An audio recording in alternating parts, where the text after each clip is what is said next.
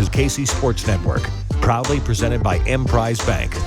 Hello, good people, and welcome to this episode of 10 Things here on KC Sports Network. I'm VJ Kissel, hanging out with Hayley Lewis. We've got a fun show for you. The Chiefs have set their 53-man roster. We're going to give you our thoughts on that, as well as some of their top storylines going on with the Chiefs right now. It's a little different, Hayley, with this show recording today. We're recording Wednesday morning. Right. Anyone who's listening during the regular season on a normal week, because it's not even going to be normal next week. This will be a Monday show that we record Monday midday, goes out Monday afternoon, kind of breaking down the previous Chiefs game, a lot of that meat, the nuggets for anyone who's listened to the show before, but kind of having to adjust on the fly with work with salad. The schedule the way it is right now. Yeah, it's definitely different. I feel like we haven't even gotten into a routine of everything, but usually we were talking about this before. It's like we got so many meat and potatoes to work with, and today we just got like a little side salad. Yeah, there's some stuff here to talk through. There's croutons. And it will help you get through your day. We know that a lot of people listening to the shows are just trying to pass the day and hear things that you're passionate about, obviously with the Kansas City Chiefs, and obviously we're passionate as well. And we're also passionate about Mission Taco because they are the sponsor of this show, and we appreciate them. Now they have 3 locations in Kansas City, including the new one out here near us in Leawood. We appreciate not only the support of sponsoring this show, but also of the KCSN Foundation. Mission Taco was generous enough to help us support our Feed It Forward program and provide the meals every month to Hope Faith Ministries in downtown Kansas City. We'll be providing meals alongside Mission Taco once per month to Hope Faith Ministries. If you're interested in supporting or being a part of this program, please let us know. You can also get 10% off your order at any of the Mission Taco locations, including the ones in St. Louis, if you mention KC Sports Network. So again, appreciate Mission Taco Joint and their 3 locations in Kansas City. Gotta love Mission Taco. I love Mission Taco. I'm hungry. Now I want tacos. Every time. It's always 10 a.m. when we do this, so it's like tacos at 10. Yeah. It's not bad. Once we get ready, we might have tacos a few times, but then I'm going to be eating the whole time, and that guac is solid. It's fire. All right. Let's start the 10 things. Okay. Let's get into this show. Again, appreciate everybody for listening. Here are the 10 things standing out to us right now about the Kansas City Chiefs. Hayley, what do you want to start? Hey, the quarterback battle that is no longer a battle. It's reached its peak. We all talked about it. I mean, I think everyone talked about it leading up to, especially preseason game 3. It was Blaine Gabbert, Shane Buechele. Shane had such a wonderful showing against the Cardinals. I mean, it's hard not to have a good showing against the Cardinals, but they might make everyone look good. But he especially looked perfect. He completed all the passes he threw. Had a wonderful day. I think, so he went against the Cardinals 10 of 10, 105, 15-yard rushing touchdown. He had 110.4 passer rating. Then we flash forward to last week against the Browns. He goes 8 of 17, 89 yards, 1 touchdown, 2 interceptions, a 43.1 passer rating. Now, it's going to fluctuate. I think it's normal to know that the quarterback position is a challenging one and it's going to go up and down. But to see such high promise, he was put, in an opportunity where he could really show that maybe he could get that QB2 position. And Blaine Gabbert comes out and shows consistency, right? So he was consistent in preseason game 2, and against the Browns, again, being consistent. And he's the veteran quarterback that Andy Reid always likes to have. Yep. It's not that Shane Buechele necessarily just shot himself in the foot. It's just that in the end, the veteran, calm, cool, and collected ability to be able to, brush off rookie mistakes and keep his head in the game kind of won out. So no emergency QB right now on the 53-man roster. They released Buechele yesterday on Tuesday when they made those cuts. Now, does he go to another team? He made a strong enough showing. I think he can get picked up by another NFL team. Or does he go to the practice squad for the Chiefs? That's a very high possibility. Yeah. BJ, your thoughts on that? Yeah, I don't have the numbers, and it just popped in my head. I've thought about this before that, for a quarterback to get picked up at this point, I know it just happened with Trey Lance with trades. It's a little bit different. Yeah. It may be a backup guy that you're counting on. But quarterback, because of the lingo of the offense, that there would only be certain scenarios and certain teams matching up with quarterbacks, with coaches that they've had in the past that understand their offense. It'd be really hard for a team that hasn't worked with Shane Buechele or doesn't have the similar lingo. If he goes to Washington, and it's Eric Bieniemy, I mean, he's got the same language, it's one thing. Right. We go to a new system and have to learn that offense, the way the play calls, all of that. That's a lot to ask of a quarterback that you're planning on having to be a backup, or there's a potential that that person might play. With like Trey Lance, you have a talent, not going to be the backup, not necessarily going to play, but you get him in your system, you see if you can develop him into something. But you made the point. We've seen it with Andy Reid. He likes having the veteran backup. And that's kind of my second point, Haley, on this is that we've seen it during this Super Bowl window that at different times you need that veteran quarterback to step in. When you go back a few years ago for the first Super Bowl, it was Matt Moore. We stepped in after the kneecap issue with the last quarterback sneak we'll ever see in Patrick Mahomes' career. Yep. Matt Moore came in and played basically 2.5 games and played really well. And I'll never forget the Minnesota game that Matt Moore stepped in. He played really well. They won a 3-point game. Best field goal of Harrison Butker's career, in my opinion, to tie that game, I think, at the very end. Or to take the lead. It's like a 50-yard field goal in weather. That was an unbelievable performance. But then we saw it with Chad Henne, and the Henne thing is possible, stepping in playoff games against the Jaguars last year or 2 years ago against the Browns, having the third down pass to Tyreek, the scramble that everybody remembers. I mean, we don't ever want to think about a scenario in which we don't have Patrick Mahomes, but we've had to have that happen where the backup has stepped up in big moments. And so in that case, I can understand why Andy Reid is going to go with the veteran in that case. But who knows where Shane Buechele hopefully does end up back in Kansas City. You can see on social media, obviously, he and Patrick Mahomes and their wives seem to be friends and that they know each other. And it might explain why he was so excited in the playoff game when Shane made the play, that he knew it was going to be tough or a battle for him to make this roster. But that's Brett Veach's problem. When you keep bringing in more talent, you have tough decisions. It's tough, and it's an emotional day, right? Tuesday's a very emotional day for everyone involved. You don't want to see cuts like this happen. I personally didn't really see it coming because it seemed like they were going to keep 3, but it makes sense when you actually do go through all the numbers, how tight they were in other positions. And you know what? He might be staying here at KC. We'll just have to wait and see what shakes out. But your point, veteran quarterback, you got to have one, and it shows out in big moments, especially in the playoffs. Chiefs had those moments come up where they need it. So another thing we saw, though. Moving on to number 3. Moving on. Look at us. They're so fast today. Going right through it. There you go. Justin Ross, right?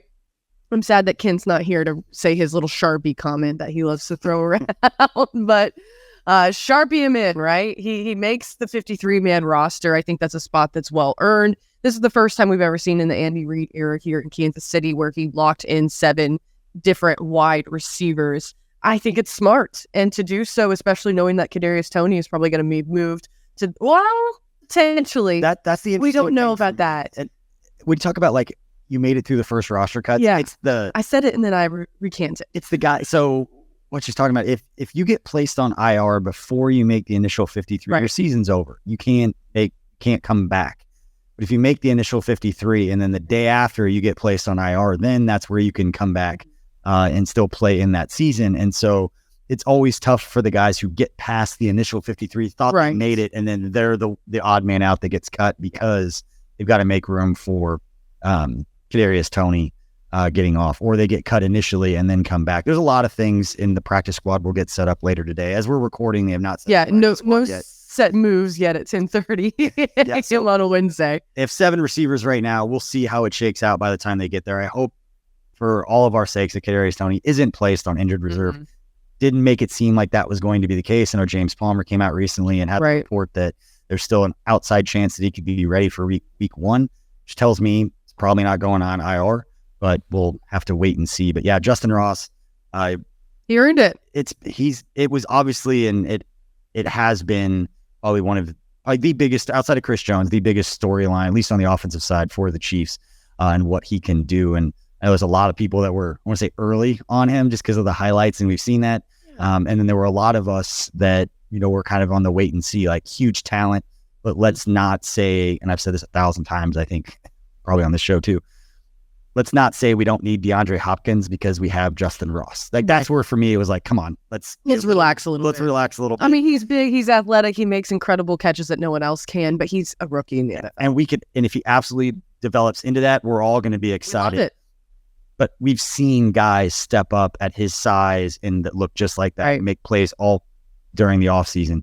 And so they prove it at the NFL level. Until he proves he can stay healthy at the NFL level, you can't Sharpie him in as a number 2 receiver and have it change your strategic decision adding a top 5 wide receiver in the NFL. But he has got a phenomenal opportunity going to training camp. Justin Ross was the one guy that stood out, not because everybody was talking about him, but because he's 6'4", 210, and he moves like he does, Hard not to stand out. It's going to be special. I mean, but he totaled 59 receiving yards off 6 receptions and 2 touchdowns within 3 games. So the potential is there. I think we're excited to see where it goes. But like you said, be realistic. Yeah, and it kind of goes to my point of, the receiver room in general, the way that you just talked about it. I was looking up the numbers because everybody, especially from a fantasy perspective, like even in our fantasy draft, where it's obviously a lot of Kansas City Chiefs fans, and my wife had a fantasy football draft, a lot of the Chiefs receivers aren't going super high because they don't know who it's going to be. But the yards are going to Patrick Mahomes is going to put up yards. Somebody's catching something. And that's the interesting part of it, is everybody knows that Mahomes is going to put up yards, knows Kelsey's going to be there to put up yards. But if you trust that Patrick Mahomes is going to throw for 5,000 yards and Travis Kelce's going to have 1,100 to 1,500, depending upon how many games he plays, and hopefully he stays healthy, somebody's getting the rest of those yards. Somebody's going to catch. Marquez Valdez-Scantling career high is 690 yards with the Packers in 2020. He had 687 for the Chiefs last year. If he's going to be that first guy to get the opportunity to get those yardage, maybe he gets closer to 1,000 yards. Yeah. Somebody else looking at the last few years, there's always a couple other guys that have between 500 and 700 yards. Is it going to be Richie James, who had 569 yards last year? Is it Rashee Rice as a rookie? Is it Sky Moore stepping up, who had 250 yards last year? Justin Ross, the guy we were just talking about. How many yards does he end up with? Justin Watson had 315 yards last year. There are going to be 2 players outside of MVS that have 500 to 600, 700 yards receiving. It's going to be really fun and interesting to watch and see who gets those first opportunities from Patrick Mahomes, knowing that MVS will probably get the first crack. You think MVS is going to take the place of Smith-Schuster then? I don't know as far as leading per se. Yes. Not role. I'm sorry, leading yards. Yes. Okay. If you had to tell me right now, because I think he's going to get the first opportunity to get those passes, but then after that, it could be. I should have phrased that differently. But it could be a Richie James, and like we know how many off-script plays Patrick Mahomes makes. Sure. That's going out. That's more instinctual than it is understanding the offense. That was the one thing. And granted, it was just a handful of plays that I saw in the 2 practices I went up to training camp. But that's what stood out to me about Richie James is when the play broke down and Mahomes left the pocket. Richie James knew how to find the open spot. He knew how to sit in the zone, how to move away from leverage, and all those types of things, and saw Patrick Mahomes make passes to him. It was like, that's the stuff that you can't necessarily, I don't say you can't teach it, but you need reps. You need to be able to see and understand the game in the same way in the same moments. That's why Travis Kelce and Mahomes are so good. Sometimes they don't even have to communicate. They can just look at each other and know what the other is going to do. Did you ever see that clip where Kelce came off the side? I can't remember what it was in. Was it like a franchise thing or the Chiefs put out or whatever? And he was like, I didn't even turn. You didn't even know I was going there. And you just threw it there. And he's like, I knew you'd be there. He goes, I didn't know I'd be there. And it's like, it's crazy. It's that unknown chemistry that they just have. It's so important. And I think we saw that play out a few times when NVS had such amazing potential, but just the chemistry wasn't quite there yet. They hadn't learned each other. So hopefully this season, that's going to be a lock in. Yeah. Well, let us know in the comments if you're watching out on YouTube or listening to the podcast. Hit us up on social media. But if you're watching on YouTube, hit us up in the comments. Who are going to be those couple of receivers that step up? I'm not going to be the guy that's going to, Justin Ross goes from not playing for 2 years to 1,000 yards, right? But he's going to have 400, 500 yards. I think I said that before when we did this, like how many yards could Justin Ross ends up with? And I said 400, 500. And that's if he's going to be one of those top 3 guys. You can't forget about Jerick McKinnon because he's going to catch a lot of passes. You were right about Justin Watson, though. I was. Yeah. You don't owe a charity $500. You can donate to the charity of Hayley Lewis Community America dash. I'm not going to cheer not paying money to a foundation, but Justin Watson was always going to make this. Yeah. That was always going to happen. There you go. Should we go to 5? Yeah. All right. No injuries. That's a good point, right? No 6. No major injuries. There you go. Moving on. The biggest one that came from last week, Leo Chanel, to be determined. I like Chanel. I say it's Chanel. I've heard it Chanel, but then people say Chanel sometimes who are beat reporters, and I'm like, can we just say Chanel number 5? Let's go with that. You can't say his name, and I don't picture him jumping on the bus and pulling himself up. It was the most athletic thing that he did all season. Who did that, though? He's a legend. The forever memory from the parade. Anyways, hip pointer kind of issue after being able to recover Deshaun Watson's fumble and take it down to the 39-yard line. So that, of course, led to Kansas City getting the field goal, scoring for the offense. And Reed afterwards, he kind of said something, I'm summarizing, but basically along the lines of saying anyone who got hurt in the game versus the Browns and before, it's all things that everyone's going to recover from.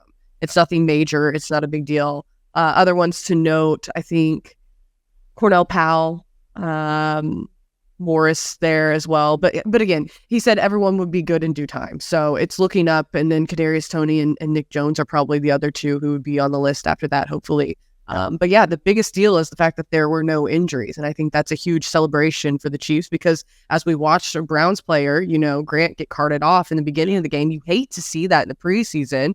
Sometimes the NFL even talks about dissolving the preseason because of this, but you need it to work out those games. Yeah, for sure. But it's been, just like that's always been a topic of conversation, how do you avoid injuries? But I think the Chiefs coming out unscathed is pretty good. Yeah, not bad. And the one outside of Kadarius Toney, the other injury we're going to talk about after this quick break, but it's L'Jarius Sneed. We'll give you the latest as far as the timeline on what we've seen from L'Jarius Sneed, because it's an interesting one, and it reminds us some things that aren't too popular of memories for Chiefs fans. But we'll talk about L'Jarius Sneed and get more on 10 things right after this. Thanks for listening to KC Sports Network. Make sure you download our new app. Find it on the App Store or Google Play. Just search KC Sports Network.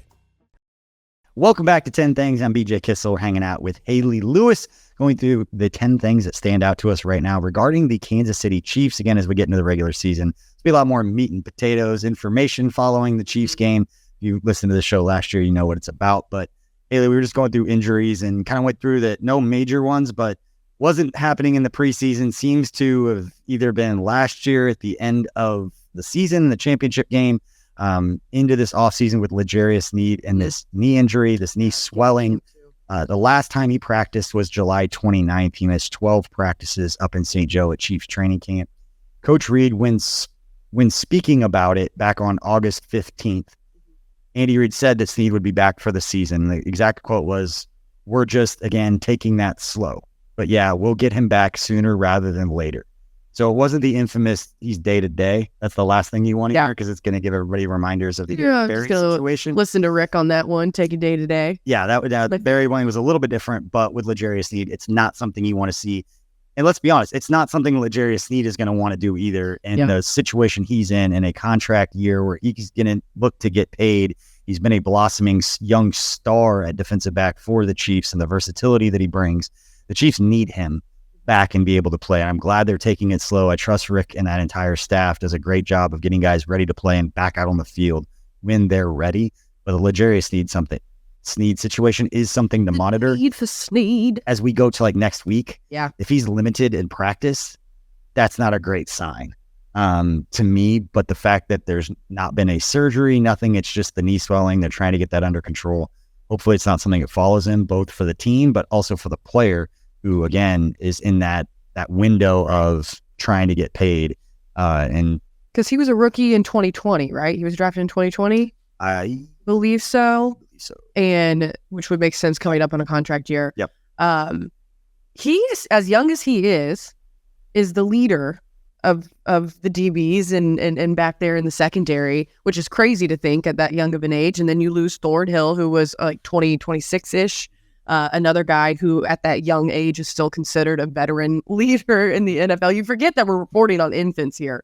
But they're children. These are the children. But the thing is, he is so good to have in that room too. And I remember last year when he was dealing with a different injury, and also when he was dealing with that collarbone injury, a lot of the other players were saying it's so good just to even have his input, have him in that room, have him there. So yes, a phenomenal player on the field, but also a veteran leader for the younger crew that is now coming up. Because when you actually look at the secondary, they're like, when we're talking babies, those are babies. Like, these are children.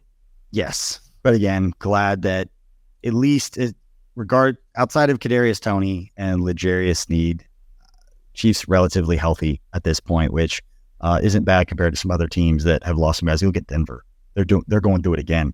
It's like Denver, their wide receiver room is like the new Chargers. Their guys, all of their guys. Jerry Jeudy's hurt. I think saw Ben Albright, who covers the Broncos, known Ben for a long time. He's a infamous radio guy over in Denver with his #takes. But love you, Ben. But I think there's like 3 healthy receivers right now for the Broncos. Like, not something that Sean Payton's going to want to see in his first year, is he's trying to resurrect Russell Wilson's career to some extent. But hey, let's move on to number 7. We can get off the injury front. talking about more children here. Rasheed Rice. Talking about mistakes, why they are needed, why they need to happen in the preseason. A lot of people were bringing the heat to Rasheed Rice after a wide open drop that Gabbert just threw him a dime. It would have been perfect. He would have been wide open to get 6 more and just butterhanded it. Is butterhanded it? I don't know. Anyways, Sure. Just let it drop, With it. I make the boys back home. I don't even know where it just comes out sometimes, and I'm like, okay. So, anyways, and it happens. And so Reed was, of course, asked about it afterwards, and he's like, yeah, he's got talent. He just needs to hang on to the ball. I mean, that makes sense. I mean, he's got good hands. He's just got to focus on it, squeeze it, catch it, and basically saying, he's going to be all right. He's just got to keep working through it. And I think that's really what needs to happen is that people do see these things. It's not great. I'm not saying by any means that it's great. When you saw Sky Moore muff the punt against the Colts and then yet have another drop, a week later, and then Tobe kept putting him in and kept having to get on the stand in front of all the media after mistake after mistake after mistake and say, I trust him. He's going to get it down. It's really, A, having your coach back you up, B, having your teammates back you up, having a Patrick Mahomes come over, say, hey, shake it off. You're fine. Talk about it in the presser afterwards, give you that confidence, and then just getting after it, putting your head down and getting back on the field. That's the hardest part. This is such a mental game. So I think those mistakes need to happen. They do need to happen on a national stage. And then hopefully they can transition out by the time we get to the regular season. Are we going to see another drop from Rasheed Rice? Probably. Yeah. I mean, it's a long season. It's been a thing for him. Like going back to the lab guys, Craig, Kent, and Maddie, on our NFL draft live stream, when Rasheed Rice was drafted, it was one of the first things that was brought up. I'm pretty sure Maddie was probably the first one to bring it up, for being honest. Bring it up something negative? Yeah, but he did have a drops thing. This isn't new for him, but let's be fair. This was also a thing for like MVS with drops. It's not like that hasn't been a thing either. So you throw it like one-handed back behind him, he's going to make a crazy catch. We throw it right in the chest, he's going to drop it. So with Rasheed Rice, it's something that he's going to have to overcome. Again, something has followed him. It's something to monitor. But I like I like what you're saying as far as making the mistakes, because it's going to happen with these guys. I'd rather it happen in the preseason. They get used to it than the points that you made of Sky Moore muffing the punts. But let's even get outside of the receiver room. Think about all the conversations we had last year regarding the kicking process between the snap, the hold with Tommy Townsend, and then Butker in the field goal, and who's at fault and what's going on there and how's it get fixed. And this is going to keep us from winning a Super Bowl. And how can they do it? They've had a year. But like, they have problems, they fix them. They're professionals. They're not going to be perfect. They make mistakes. But I like what you said about Patrick Mahomes, because Blaine Gabbert, I know they caught it on the broadcast where Blaine Gabbert went over after one of the drops for Rasheed Rice and kind of gave him some support. And that stuff means a lot for a young player who's already kind of probably in his own head a little bit. Right. Head's already spinning, trying to figure out the offense and make sure he's in the same place, in the right place at all the times, let alone joining a team that's already in the middle of a dynasty or the start of the middle of the dynasty, however you want to describe it. There's pressure on these young guys going, and especially for a player like Rasheed Rice, to go from SMU and not to pretend that they don't have big games or rivalries, but to go from a smaller... There's a bit of a difference. It's different, however you want to say it. I don't want to insult anybody, but a little bit different to go from that kind of pressure and those expectations to Kansas City. So something to monitor with him for sure, because again, you watch any of our content and follow our draft stuff, like it's a thing for him. It's not new, but Patrick Mahomes is going to keep throwing you the ball. And one thing I love about Andy Reid, Eric Bieniemy was the same way, that if you make a mistake, they're putting the ball right back in. Exactly. He makes a drop, they're going to throw right back to him, maybe in the same exact play right after that. But you got to figure out, how to overcome those mistakes, because failure is a part of this. Nobody's going to come in and not have failure at this level. The response to failure is the key to your success. Yeah. Put that over your mirror. Quote to a little person. Where's a situation in your life? And let us know in the comments you got one of those, like, you had that in your life because you competed, like you've done different things. Like, what's the time that you like made mistakes, overcame it, and became better on the other side of it? Because we all assume that this happens in our lives. And then when we talk about others having to go through it, it's like we don't expect Chiefs players to fail. I don't mean individually, but just collectively. It's like we're all shocked. Nationally broadcasted. Yeah. For everyone to see him. And everybody tweeting, and all your friends getting on, and all these people you grew up with, and all these people that support you and your family getting on, people saying these things about you. That sometimes there's a human element to it that we all, in one side of our mouth, would be like, yeah, we know there's going to be mistakes. You have to overcome them. And then when the mistakes happen, you're like, get them off the team. Like, get them off the field. Being a coach's daughter, sitting in the stands, listening to people talk about my dad as he's coaching on the field. And I'm just like, and my mom's like, don't say anything. You just got to sit there and take it because that's part of the game. You know, when a play doesn't go right, when you decide to run the ball instead of pass it and make that call and it messes up, well, it's the coach's. I mean, the blame is always passed, and it's a different perspective to look at the game. It's easy to tweet off something about these guys and then, you're not a part of their daily grind. So, So I love that social media, it's bad for a lot of things, but I actually like that you can feel more connected to the players with them sharing their stories, kind of sharing their lives a little bit. I feel like that human nature, at least for most of the people, because most people are inherently good. Almost all people are inherently good, despite the world trying to drive us apart. I think most people have more things in common. But when it comes to our fandom and having to see these guys as people and not just a jersey that we wear, or a name that we scream, or equity that we take and bragging to our friends or friends who like other teams, kind of stealing that equity, whatever you want to call it, of the success that those guys have on the field.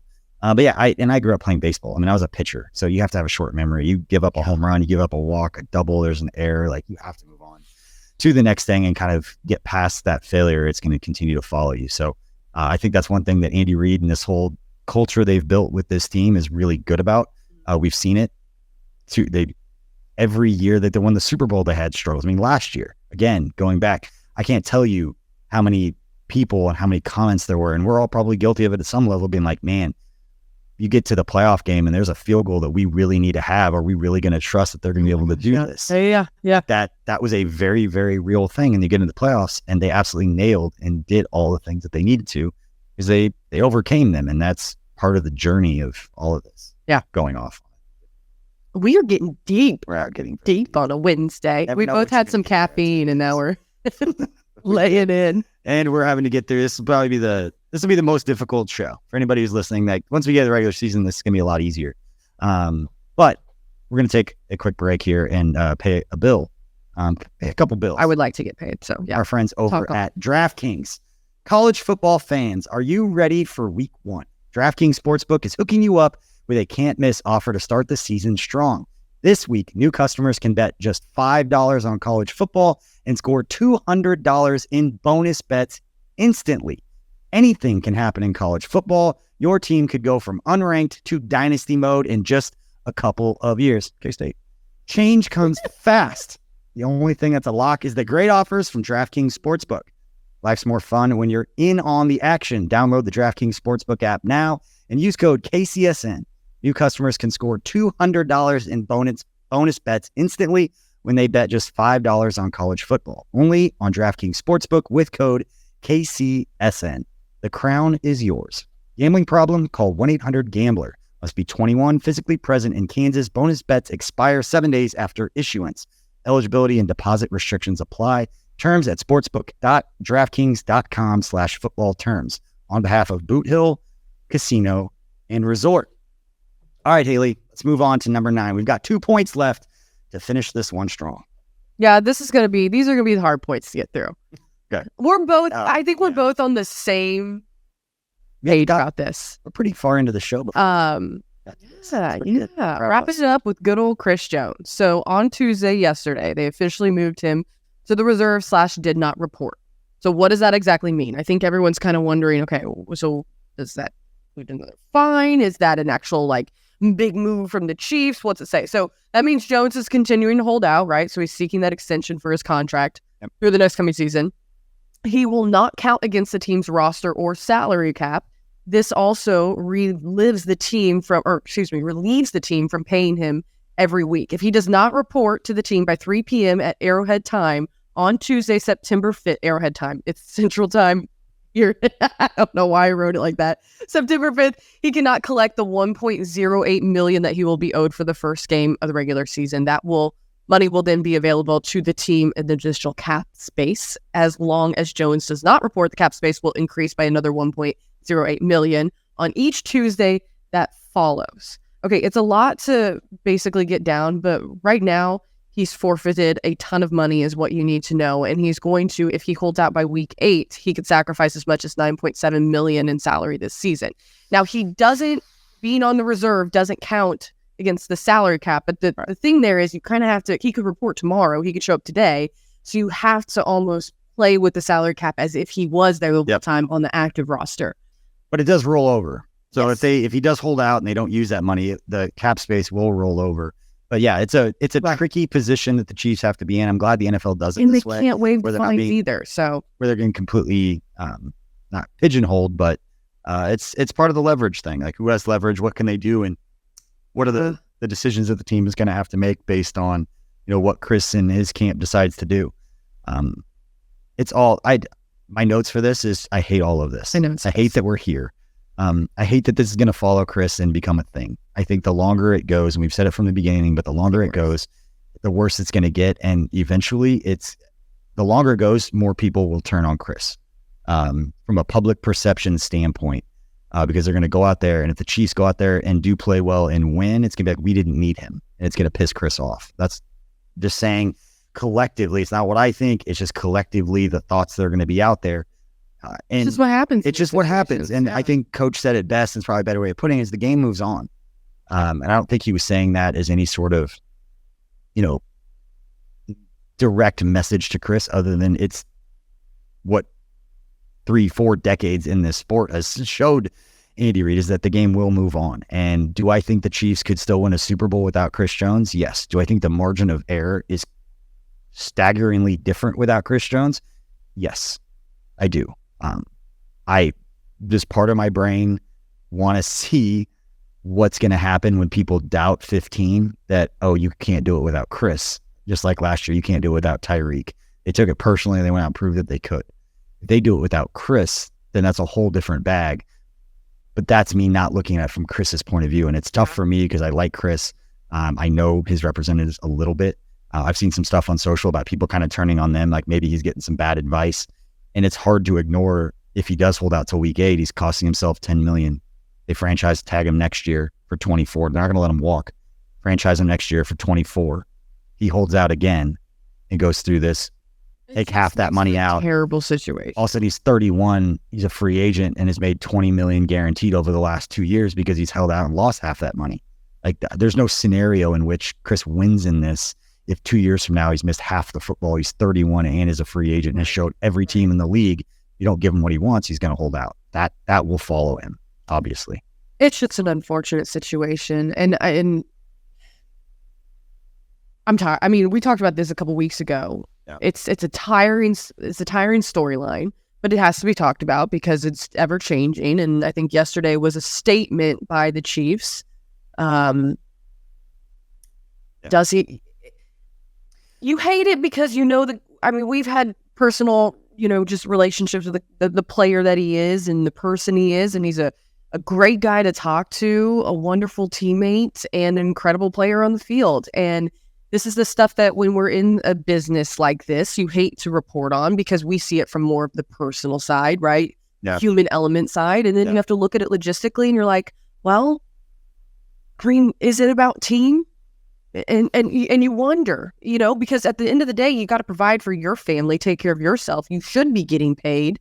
I wonder what the Chiefs offered. I don't know. That's it. More than anything, we don't know if it was respectful or not. Yeah, I wish I knew what the Chiefs offered. I think it would help everybody make a decision on how they feel about it, because they're offering him 27 and he's turning it out because he wants 30. That's going to make you feel a certain way. But if you find out they're offering him 23, or 24, like $4 more than Quinnen Williams, that's one thing. If it's $4 less than Aaron Donald and he wants more, it's different. The truth is, it's probably somewhere in the middle. But I've said from the beginning, and my whole thing as it started to drag out, is I think Chris could get paid more from another team somewhere in the NFL. If Chris wants the most money possible, the Chiefs are not going to give him more money than anyone else. So I understand from Chris's point of view that somebody else will pay me more. I want as much money as I can. That is well within his right, and I think players should. Everybody says players should honor their contracts. Talked about this last week. He's on a contract. He should show up. I hope you have that same energy when teams cut a guy after 3 years into a 5-year deal. You can't have it both ways. And so I think another team would pay Chris Jones more money. I don't think the Chiefs should pay him more than they deem, not what he's worth, but what he is worth to them in their projections 2 or 3 years from now that they don't have a bad contract on their books as a player gets over the age of 30. And we've seen historically the Chiefs do not give multi-year deals to players that are going into their 30s for the majority of that deal. I believe Chris is 28 or 29, 29 years old right now. And again, the Chiefs have leverage and that he's under contract this year. They can franchise him next year for $24 million, which is less APY than he's probably asking for right now, which means the Chiefs do have a lot of leverage in this situation. Chris is not on the Chiefs. They're going to get something back for him. I hope it doesn't get to that point. But it seems like now somebody's going to have to blink, and it's not going to be the Chiefs. Game of chicken. And that stinks. Yeah, it does. It stinks for Chris knowing that, again, there's a team out there, and they might know who it is, the way that the NFL works and the people talk, that would pay him more money. It's just how badly does Chris want to stay here, and is the offer that the Chiefs are making respectable? And that's just the part of it that we don't know. Yeah. And it's hard to have a hard line opinion on who's right or wrong without knowing what that looks like. Yep.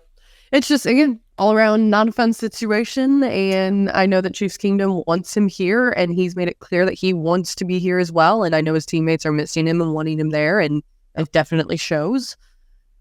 We just have to sit and wait. I mean, it's above our pay grade. All we can do is speculate off the information we're given, and that's all we know is that he's behind a pretty penny, and we'll see how far this thing rolls. Yeah. Seems like both sides are dug in, and that's not a great situation. But again, there's still time. My deadline was like 4 days ago, so we're past my deadline of when I was going to feel comfortable. But hopefully it's wrapped up soon. But we are wrapping up this show right now. We appreciate all of you for tuning in to this episode of 10 Things. We will be recording next week after the game. We'll actually record on Friday. Crazy week. Are we ever going to be on a real schedule, you think? The following week? Yes. We will. And we'll record a second 10 Things before the next game. We'll have to figure that out. We'll have to figure the timing out. But eventually, one day we'll get on. Cool. Tucker, you got that on your calendar? Tucker's just living up the Kay Adams, calling him an icon. He's going to be living that up for anybody's out there. But we appreciate everybody for listening. And if you haven't heard the folks from Times Hours, Nate, Josh, and Seth. Nate, Taylor, Josh, Briscoe, Seth, Kaiser, and podcasting for 4 years together. That show has joined KC Sports Network, and that show is called Only Weird Games. They'll record twice a week. Really excited based on what we saw on social yesterday. It went over very well. And so people are excited about that. Love having those guys be a part of this and what we're trying to build here at KCSN. Still very small, still growing, but I like where we're headed. I like it here. Yeah. All right. That's all we got. That's how we're going to end this thing. See y'all later. We appreciate you.